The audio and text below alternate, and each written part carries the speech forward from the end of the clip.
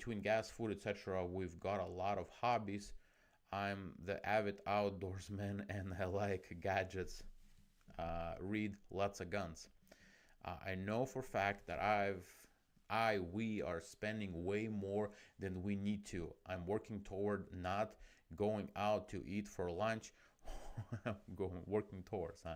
Or if I go out, set a much lower limit for that I can spend, e.g., 7 instead of 15.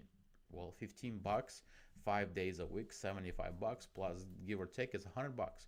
So $400 it costs you every month to go eat out. Should I look into refinancing my auto loan? The rate is very high. Is buying a new home currently a bad idea? It should get us closer to work and our kids closer to school. Should we be talking to a financial advisor? Any help would be appreciated. I am beyond stressed out. Whew. Yes, $130,000, two houses, a lake house or a cabin or something like that, and people still live paycheck to paycheck, stressed, no money. But they have nicer cars, but they don't own them, right? They owe on the cars. Um, Cabin cost extra money. Yes, they enjoy it somewhat, but imagine how many enjoyments you can get, and not only from one place, from a different places if you sell it. Okay. Now, if you sell it, how much further ahead it will get you? You can pay off your mortgage. No mortgage. You can go to different you can buy a different house that you want by selling your house. That will net you maybe 100K, maybe 100. So you can buy a $250,000 house closer to where you are with cash if you sold the other ones. Okay, so these are the things that obviously it's hard for us. It's hard for me. I want these things, wife want these things, and kids want these things, and hard to say no. But you're actually saying no. You're just saying no to a calm and peaceful life. You're saying yes to spending all this and making, I don't know, certain, keep up with certain looks. You are saying no to living closer to your kids' school, to living closer to your job, to living in a worse neighborhood. That's what you're saying no, yes to, while you're saying no to your dreams and actually being closer to kids' school. Unfortunately, math is math. If you have $100, you can only spend $100. Yes, you can go in debt, but my dad, I remember, was saying that you borrow somebody else's money, but you pay back your money. And I don't know if it makes sense in English as it is in Russian, but it's pretty funny joke. But when you're in debt, it's not very funny, right?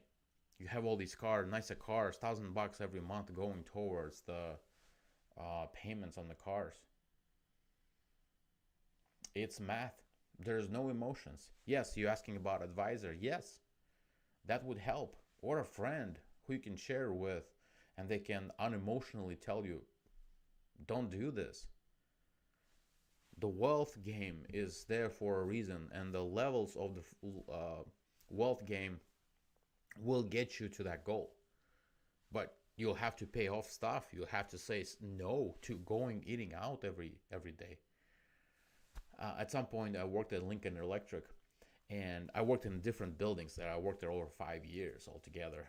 And I remember working in one building where it was a revolving door. There was a bunch of people. I just came. I started driving tow motor, and there was a bunch of people coming and going. There was like 5 people interviewed together at the same time with me. Only 2 of us made it through, and only I showed up. Well, 2 of us showed up first day. The second day, only I showed up. It was hard work. Okay, it was fast paced. You don't sit somewhere and do nothing on the phone. It was fast paced work. People don't want to work. Anyways, why I'm telling you that is because it was, to me, it was strange. Everybody going out. I mean, young people. I was, how old was I? 30s maybe. No, I wasn't. I was late 20s.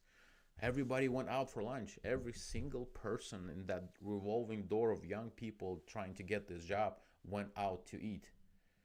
At that point, I didn't pay attention, but when I was transferred to a different place, a different department, well, different building altogether, Plant 5, I mean 4. And I worked with people there who worked at Lincoln Electric for decades. Okay, one guy worked there for 30 years. Out of that bunch, and they made some serious money. And if you know anything about Lincoln Electric, bonuses there historically were amazing, still up to 50%. I don't know what it currently was, but when I was there, it was like 50% of your salary you get in bonus at the end of the year. And people there, older guys, much older than me, retirement age, they would bring lunch. And it was such a contrast to me.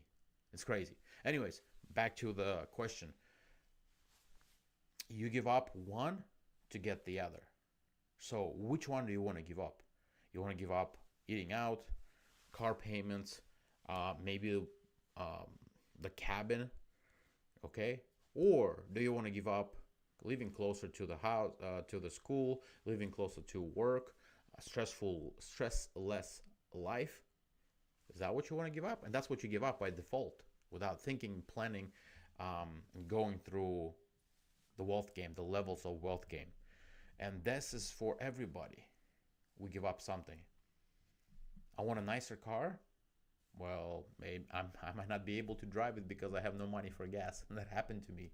I know I know a acquaintance of mine who bought a car with the rest of the last of his money, and then he didn't have gas to drive it. So that was funny. And actually, that's when I decided, because most people, they want to look rich, but they are broke. You know, look at those people. People look at them like, oh, they have a cabin, nice cars, going out to lunch every week. They look great, right? But on paper, they suck. They're poor. And so back then, it was a decision for me, a conscious decision to say, I would rather look poor but be wealthy than look rich and be broke. One of the lessons of my life. And that's one of the reasons why I'm sharing all this. All right, let's move on. No retirement structure equals anxiety. If you're not investing 15% consistently, you'll always feel unsure about the future. And that is, in 20 and 18, 16, 18, who cares about retirement?